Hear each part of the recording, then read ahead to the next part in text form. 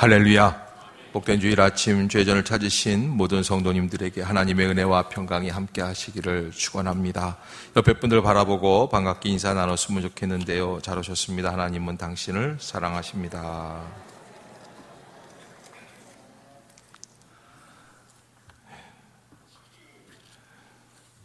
가정의 달 5를 맞이해서 우리가 가정에 대해서 생각해보고, 또 지난 21일은 부부의 날이라고 또 그걸 누가 언제 만들어놨는지 모르겠어요. 또 참 여러 가지 가정에 대해서 우리가 생각을 하고, 또 가정을 좀 더 잘 감당해 나가자 이렇게 노력을 하는 중에, 지난 목요일 날 그 부부의 날인데 4시 47분이래요. 서초구의 한 빌라에서 불이 났는데, 그 빌라 밑에 주차된 차량들이 다 불에 타서 뼈대만 남을 정도로 큰 불이었는데, 이 와중에 웃지 못할 한 사건이 해프닝처럼 이루어졌다고 합니다. 불이 났다는 이야기를 듣고 서초서 관할모 지구대 김모 경장이라는 경찰관이 도착을 했는데, 막 집 앞에서 개 한 마리를 안고 집에서 빠져나오는 39살 먹은 그 집 아들이라고 하는 사람을 만났는데, 이 사람이 막 오더니 뭐라 그러냐면 집안에 자기 엄마하고 외할머니가 있으니까 구해달라는 거예요. 자기는 뭐 데리고 나온 거예요. 그래서 참 희한하다. 그리고서는 청년이 얼굴에 두르고 있던 물수건을 이 경찰이 자기가 뒤집어 쓴 채 다시 건물 안으로 들어갔습니다. 막 현관에 들어서는데 한 62살 먹은 할머니가 또 개 한 마리를 안고 뛰쳐나온다는 거예요. 그러면서 나오면서 그 경찰관한테 뭐라 그러냐면, 저 안에 우리 어머님이, 친정 어머님이 계시니까 좀 살려달라고. 가보니까 손주는 개 한 마리 들고 뛰고, 딸도 60세 먹은 딸이 개 한 마리 들고 뛰고, 90세 먹은 할머니가 난간을 붙들고서는 살려달라고 이러고 계시는 거예요. 그래서 이 경찰관이 그 할머니를 들쳐업고 서둘러서 건물 밖으로 겨우 탈출을 했는데, 그래서 건물 밖에 나오니까는 더 웃긴 거는, 그 아들하고 그 먼저 나온 그 딸이 와가지고 아직도 집에는 개 한 마리가 더 있다는 거예요. 개 3마리가 있는 거예요. 또 그러길래 다시 또 들어가서 그 경찰관이 무슨 죄입니까? 불 속으로 들어가가지고 개를 끌고 나왔다.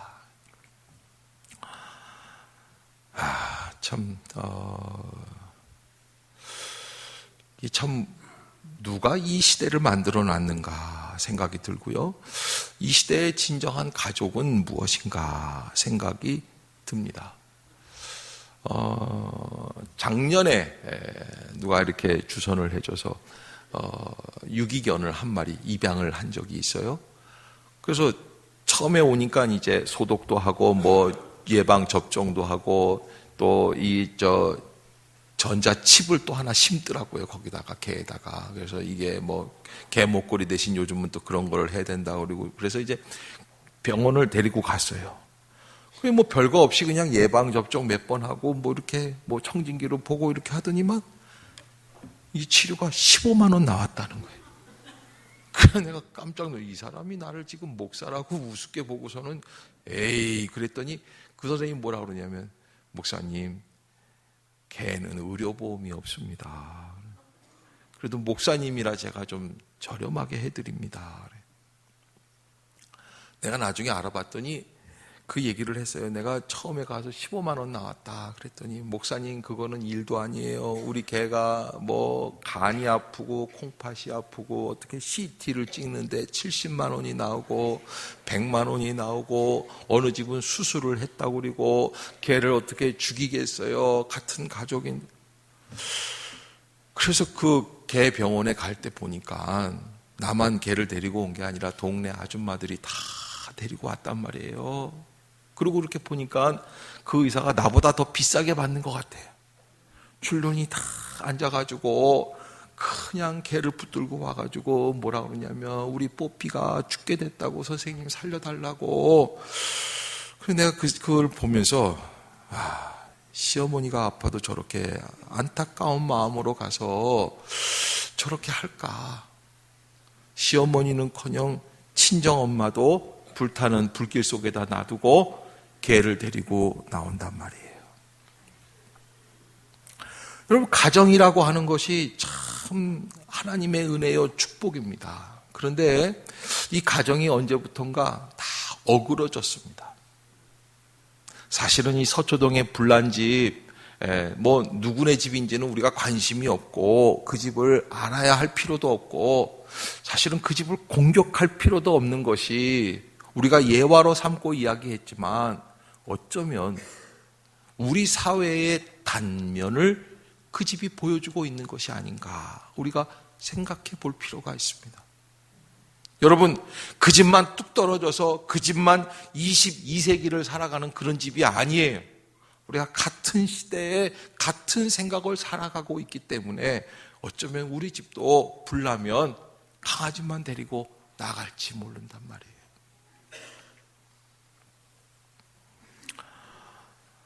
여러분, 이스라엘 백성들이 하나님 앞에 나와서 유월절이라든지 장막절이라든지 제사를 드릴 때 하나님의 성전에 올라가게 됩니다.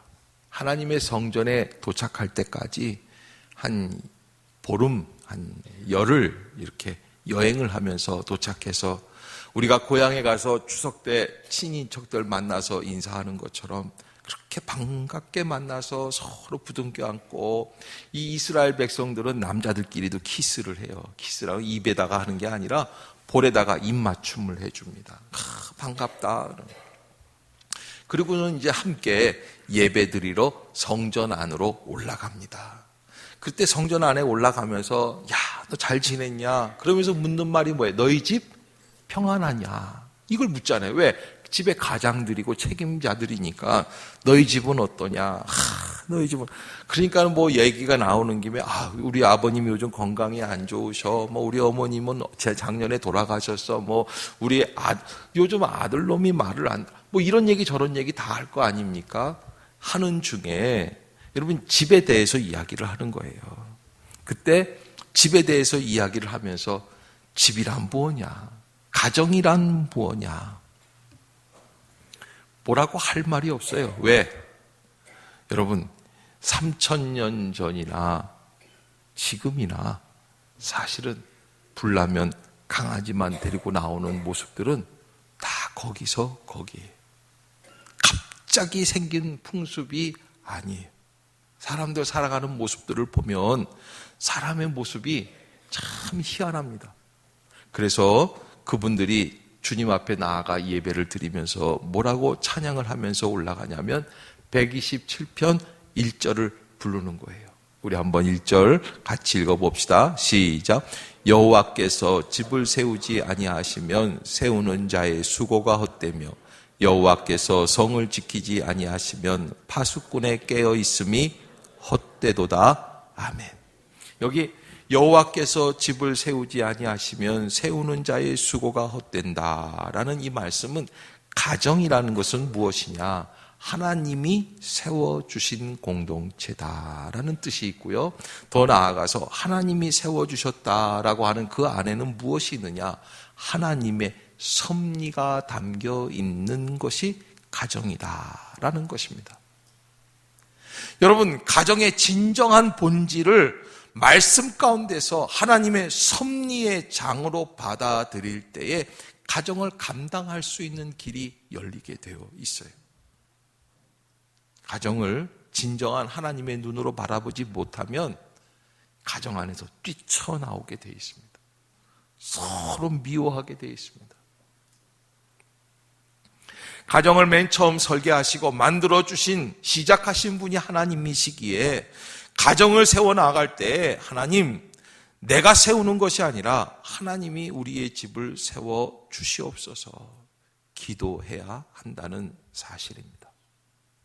그러기에 여러분, 가정은 나의 터전이 아닙니다. 여러분, 가정을 통해서 하나님의 은혜의 법칙을 깨달을 수 있는 복된 성도들이 다 되시기를 주의 이름으로 축복합니다. 가정은 1대, 2대, 3대 혹은 4대까지 모여서 지내게 되어 있습니다. 떨어져 있다고 해도 몸만 떨어져 있는 거지, 가정이라고 하는 것은 굉장한 포용력을 가지고 공동체를 형성해 나아가는 그런 테두리가 있는 거죠. 참 신기한 거는 엊그제도 안 권사님, 안정순 권사님 손주를 보러 갔어요. 그래서 수원에 있는 병원에 신방을 가봤더니, 야, 어쩌면 그렇게 할머니, 할아버지, 그 할머니, 할아버지를 제가 다 알기 때문에 얼굴을 보니까 그대로 다 붕어빵으로 찍었더라. 빼도 박도 못하게 그대로 나왔더라고요. 여러분, 보통 가정이 다 그렇습니다. 2007년도였는데 아시아에서 가장 키가 큰 인도의 여자 농구 선수 스베틀라나 싱이라고 하는 이 여자 선수가 여자 키가 2m 20이에요. 와, 제 키가 170이니까 저보다 50cm가 더 커요. 자루 2자쯤 되는 거예요. 그런데 그 여자 선수가 아이를 낳았다고 화제가 됐어요. 왜 화제가 됐냐면 2007년도였는데 그 여자 선수가 낳은 아기 키가 신생아인데 낳자마자 보니까 키가 63cm, 몸무게가 5.5kg. 누구 닮았어요? 엄마 닮았네 하는 거예요. 엄마 닮았어요. 여러분, 참 희한한 것이 하나님이 자녀를 통해서 누구를 보게 하십니까? 나를 보게 하십니다. 우리가 자녀를 키워가면서 이게 자녀가 키가 큰 것도, 공부를 잘하는 것도, 못하는 것도, 애가 똑똑한 것도, 예쁜 것도, 좀 덜 생긴 것도 다 누구를 닮습니까? 엄마, 아빠를 닮게 돼요. 신방 가서 부모님들이 우리 애는 공부를 너무 못한다 걱정을 하면 제가 묻습니다. 엄마 과거에 성적이 어땠고 아빠 성적이 어땠습니까? 물어보면 뻔할 뻔짜요. 엄마 더하기 아빠 더하기 나누기 2를 하면 걔 성적이 딱 나와요. 여러분, 자녀라는 것이 부모의 테두리 안에 들어가면서 하나님이 주신 섭리가 있는데 그 자녀를 통하여서 누구를 보게 하시냐면 아빠, 엄마를 보게 하시는 거예요. 그게 하나님이 그렇게 정해 놓으신 역사예요.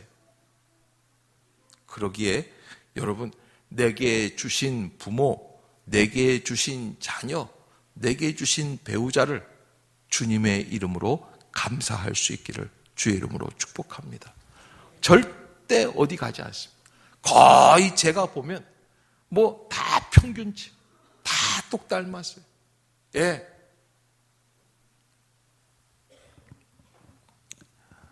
애를 임신했을 때 아빠가 속을 새기면 아빠를 좀 많이 닮고,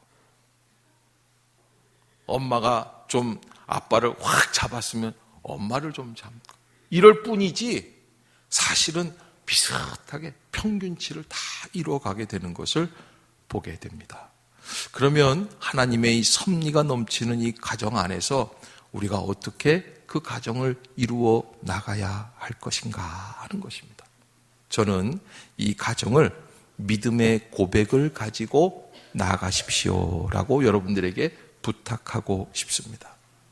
여러분, 여호와께서 집을 세우지 아니하시면 세우는 자의 수고가 헛되며 여호와께서 성을 지키지 아니하시면 파수꾼의 깨어 있음이 헛되도다. 하나님이 세워주시는 가정 지켜주셔야지만 그 가정이 온전해질 수 있다는 거예요. 아무리 내가 발버둥 쳐도요, 그 가정이 올바로 서 있지를 못해요. 여러분, 창세기에 보면은 이삭이 리브가와 결혼을 합니다. 그 리브가는 보통 여인이 아닙니다. 아버지 아브라함이 큰 돈을 들여서, 지금으로 말하면 한 수십억 원을 그 빙패로 이게 뭐예요? 그 지참금으로 줘가지고 데려온 자녀예요. 하란 땅에서부터 데려온 자녀. 그런데 그 리브가랑 결혼을 해가지고 아이를 낳는데, 아버지 아브라함 때는 아들 이삭만을 주셨는데 이 이삭 때에는 하나님이 축복을 주셔서 아들을 둘을 주셨어요. 야곱과 에서란 말이에요.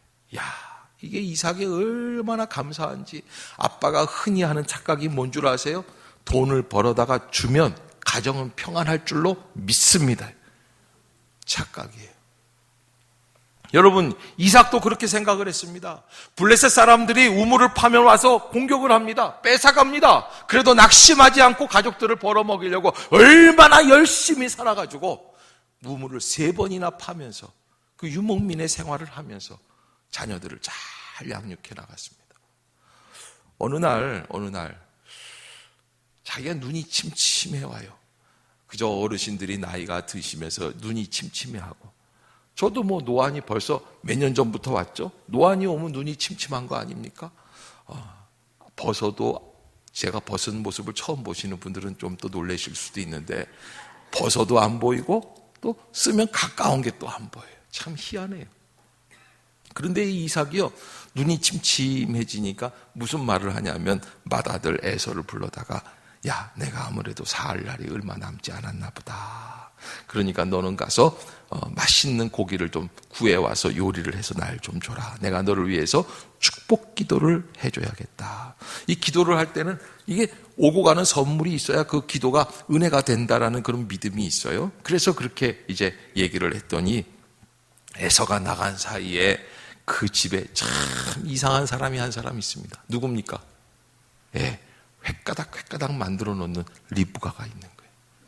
리브가가 탁 보다가, 야, 저 맏아들 축복을 저 장자 에서라는 놈이 받으면 안 된단 말이에요.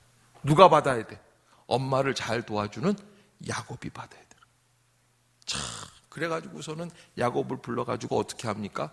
야, 너 형처럼 여기다가 양털 붙이고 형 옷 갖다가 입히고 네가 형인 척 가서 인사하고 가서 아버지한테 이거 고기 반찬해서 드려라. 그리고 네가 기도 받아라.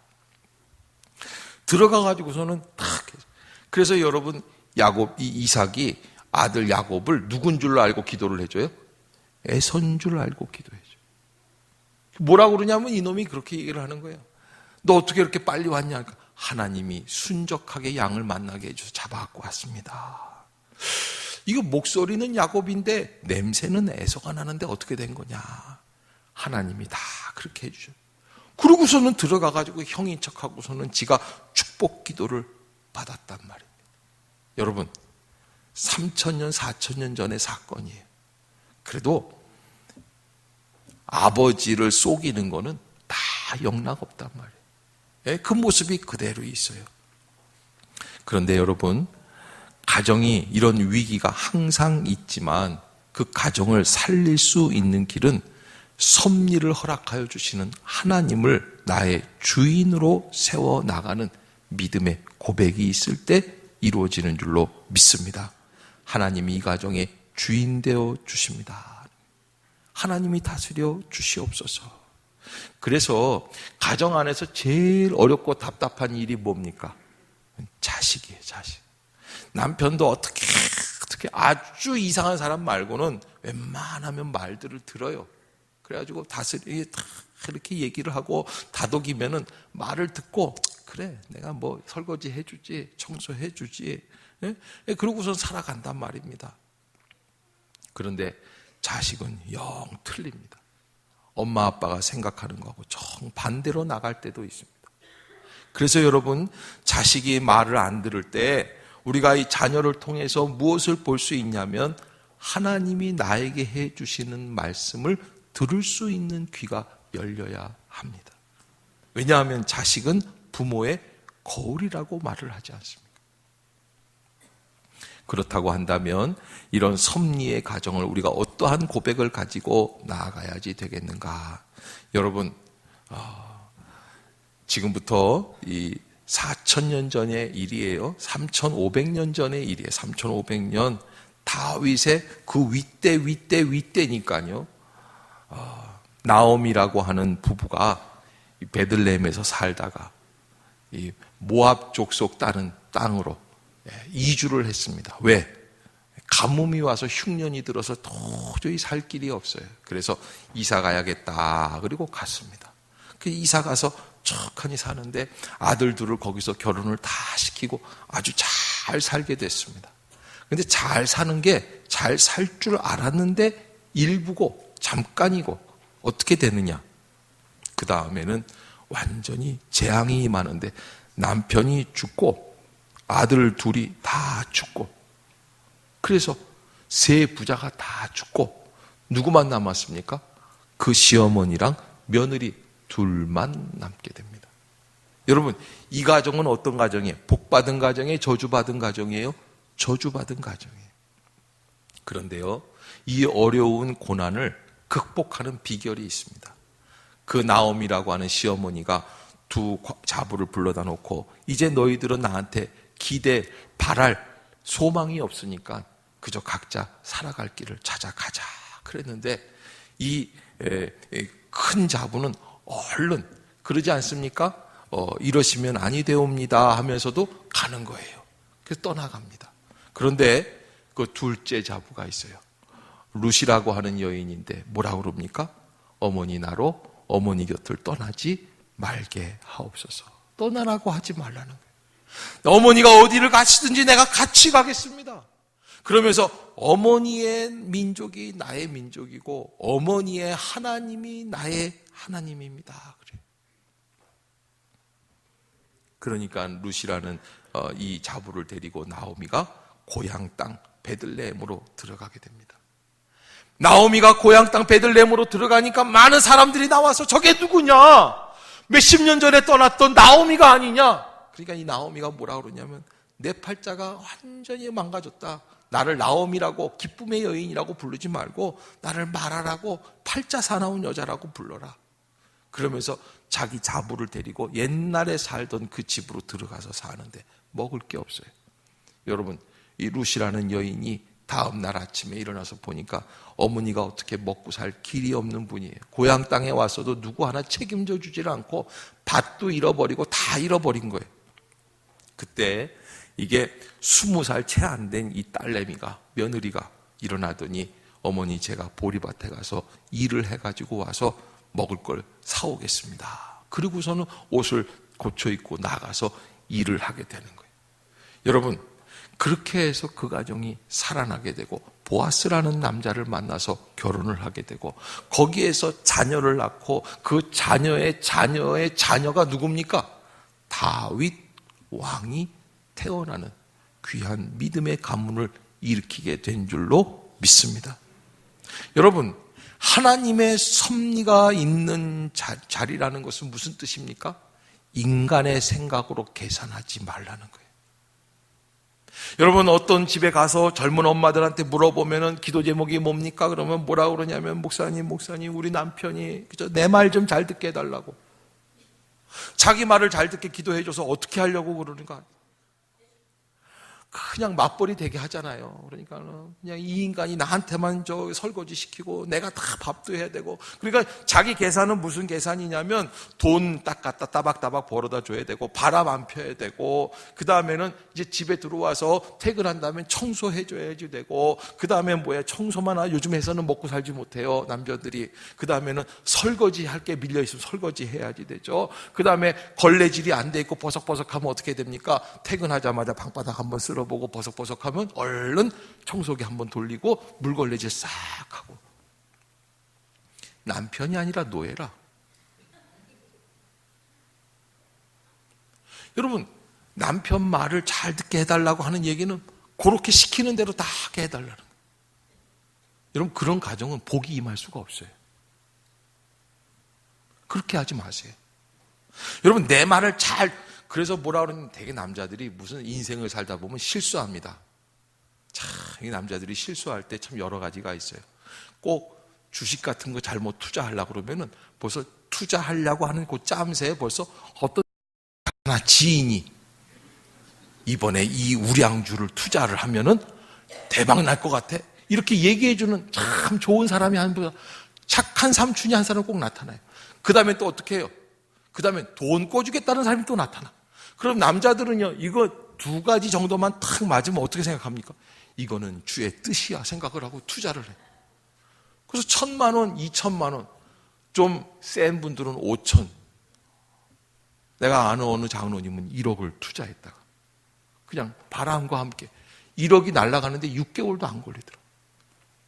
그러면서 부인들은 그걸 딱 보고 있다가 남편이 실수를 하면 이제 그때 이제 딱 잡는 겁니다. 어떻게? 당신이 이렇게 망한 이유는 누구 때문이야? 내 말을 안 들었기 때문이라. 그 말도 맞긴 맞아요. 제발 어디 투자할 때 부인 보고 좋은 꿈을 꿨냐고 좀 물어보고, 기도했냐고 물어보고, 그러고 해야 돼요. 그런데 그냥 그걸 기회로 해가지고 빨래 시키고 설거지 시키고 뭐 집안 청소 시키고 하는 몸종으로 만들어 버리려고 하면은 가정이 어려운 거예요. 여러분, 우리가 신앙생활할 때 정말 중요한 거는 하나님의 섭리를 믿고 의지하고 고백하고 그대로 순종하려고 하느냐 말이에요. 여러분, 순종하는 룻이 있기에 그 룻의 가정이 사실은 아무것도 아닌 가정이 됐습니다. 버림받은 가정이 됐습니다. 쓰러지는 밑바닥의 인생입니다. 누가 보리타작을 하면 거기에서 떨어진 이삭이나 주워먹는 그런 가정이 돼야 됩니다. 그런데 룻이라고 하는 여인이 어머니의 민족이 나의 민족이고 어머니의 하나님이 나의 하나님이시, 어머님이 가시는 곳마다 내가 가겠습니다. 한 사람이 믿음의 고백을 하니까 그 가정이 어떻게 됩니까? 완전히 뒤바뀌는 가정이 되는 줄로 믿습니다. 여러분, 가정은 하나님의 섭리가 흘러가는 통로입니다. 우리가 주인이 아닙니다. 보이지 않게 거하시는 하나님이 주인이십니다. 엄마가 주인이 되고 아빠가 주인이 되려고 그냥 서로를 으르렁대고, 또 어떤 아빠는요, 부산에서 있었던 일인데 IMF가 터졌는데 엄마 아이들 다 모으게 하더니 식탁을 딱 놓더니 오늘 이 반찬 가지수가 5가지가 넘는데 이게 될 말이냐, 앞으로 일식 3찬만 딱 해가지고 국 하나, 밥 반찬 2개만 딱 하고 다 줄인다. 그리고선 경상도 남자들이 좀 세잖아요. 착 해가지고서는 반찬 수까지 다 줄였어요. 그러나 보다 힘들어서 그러겠지. 부인이 그러는데 이상하게 언제부턴가 이 남편이 베란다 앞에 가서 담배를 피는지 밥만 먹으면 나가시더라. 그래서 이상해 가가지고서는 하루는 베란다 청소를 하는데 안 보던 단지가 이만한 항아리가 이만한 게 베란다. 이게 왜 있지? 나 이거 거기다 놓은 게 이게 무슨 간장독인가? 열어봤더니 그 안에 보약 담는 팩이 이만큼 담. 나중에 알고 봤더니 남편이 보약을 지어다가 글쎄 세상에 자기만 먹으려고 베란다에다가 숨겨놓고서는, 그래서 이게 웬 보약이냐 하니까는 IMF인데 내가 살아야 되지 않겠노? 잘 먹고 잘 살란 말이에요. 여러분, 누구 한 사람만 살려고 하면은 가정이 살 수가 없어요. 서로를 부둥켜 안고 나는 죽더라도 상대방을 살리려고 하는, 대답이 아무도 없고 썰렁, 아멘이 한 사람도 없고, 행여나 아멘 했다가 내가 죽고 상대방이 살까봐. 할렐루야! 여러분, 가정을 회복합시다. 가정 안에서 진정한 은혜가 남아있을 수 있어요. 그 길은 가정을 섭리해 주시는 여호와 하나님을 만나는 것이고, 하나님을 인정하는 것이고, 하나님을 고백하는 것이고, 하나님을 붙들고 나아가는 길밖에는 없습니다. 내가 주인이 아닙니다. 여러분, 부모님들이 올바로 가정의 주인이 되어서 하나님 앞에 영광을 돌릴 때 그 자녀들이 또 부모님을 따라 믿게 되는 것이죠. 가정이 하나 세워지려면 적어도 10년은 걸려요. 10년은 걸려요.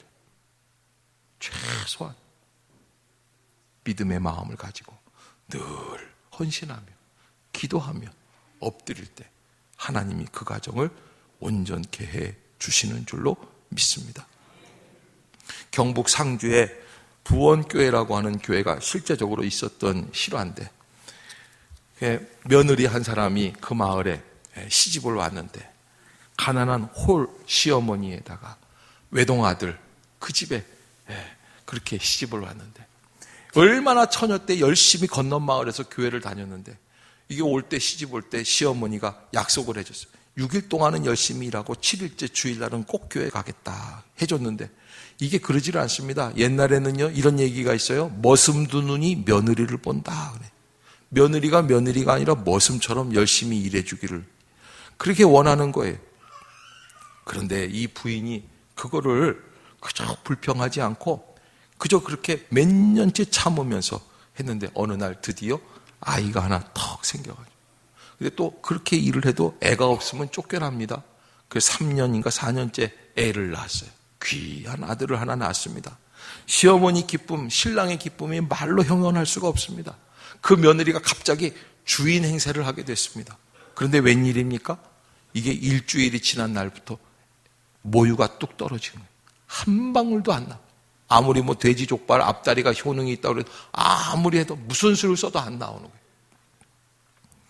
그때 며느리가 그 시어머니하고 신랑을 잘 설득해서 우리 어머니 교회 가서 목사님께 기도받고 우리 앞으로 교회 간다고 약속합시다. 하나님이 우리에게 그 결단을 원하시는 것 같아요. 그렇게 해가지고 갔더니 목사님이 딱 눈치를 딱 보시고는 아하, 이거는 하나님이 주신 기회구나. 그러면서 서약서를 썼다는 거예요. 엄마 모유가 오늘부터 나오면은, 기도받고 나오면은 교회 온 가족이 다 나오기로. 그리고서는 기도해 주셨는데 그날 저녁, 그 다음날 아침부터 모유가 터져 나오기 시작하는데, 할렐루야. 여러분, 만약에 그 엄마가 그 집에서 시집살이가 싫어가지고 내가 종도 아니고 머슴도 아니고 이건 뭐냐, 이제 사람을 무시하는 거냐, 만약에 그랬다고 한다면 여러분, 그 가정에 정말 하나님의 기적과 은혜와 역사가 나타날 수가 없어요.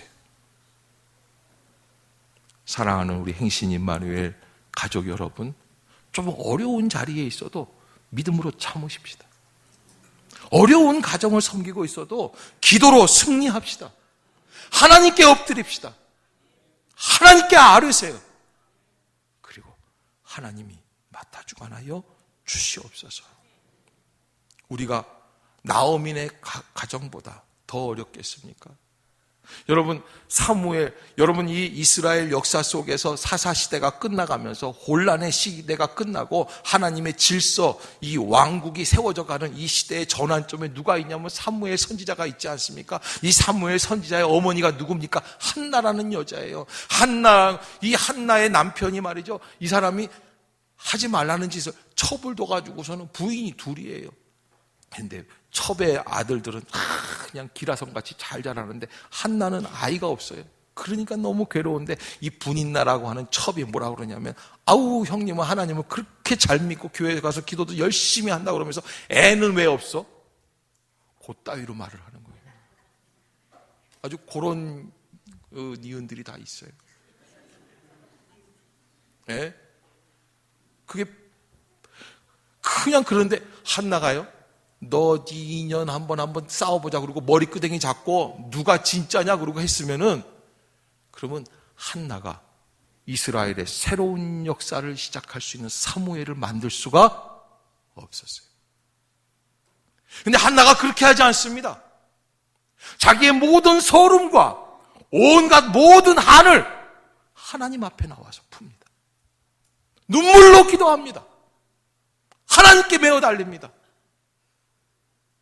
그리고 하나님께 기도받고, 그리고서는 낳은 자녀, 하나님의 약속대로 하나님께 바쳐지는, 그것이 이스라엘의 새로운 역사를 이루어갔던 사무엘이 그 안에서 탄생하게 된 줄로 믿습니다.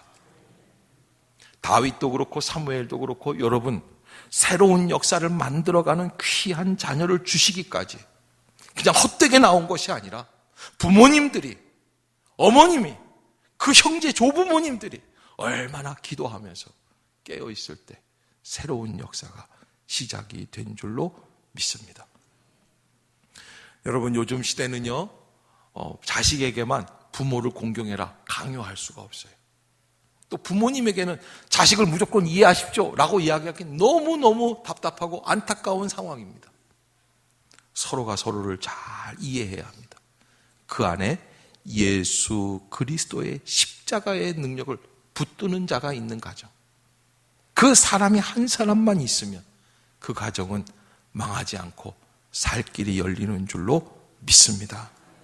여러분, 우리나라는 좋은 풍습이 있는, 예전에 고종 황제 때 밀사노루를 했던 헐버트라는 사람이 이 세상에 전통적으로 노인복지가 가장 완벽하게 된 나라가 조선이라고 얘기를 했어요. 미국에서 이 대사로 임명을 받았던 샌지라는 사람은 회고록에 나의 노년을 위해 조선 땅에서 다시 태어나고 싶다고 얘기를 할 정도였어요. 그런데 노인 천국이라고 했던 우리나라가 이제는 불이 나도 강아지만 안고 뛰어나오지 할머니는 놔두고 나오는 그런 세상이 되었습니다. 저는요, 그 서초동 빌라 그 집 앞에, 대문 앞에 교패가 붙어 있는지 안 붙어 있는지 그게 궁금해요. 여러분, 하나님 안에서 하나님의 섭리를 인정하고 하나님을 붙들고 하나님께 나올 수 있는 복된 가정들이 다 될 수 있기를 주의 이름으로 축복합니다. 내 마음대로 휘두르는 가정이 아니요 하나님의 역사가 나타나는 가정이 되게 하여 주시옵소서. 깨어있게 하여 주시옵소서. 하나님을 붙들 수 있는 믿음의 가정들이 다 되시기를 주의 이름으로 축복합니다. 오늘 하나님 이 가정 또 자녀 하나님이 주신 기업이요 하나님의 섭리가 나타나는 가정인 줄로 믿습니다 하는 마음으로 통성으로 가정을 위해서 함께 기도하고 마치도록 하겠습니다. 할렐루야.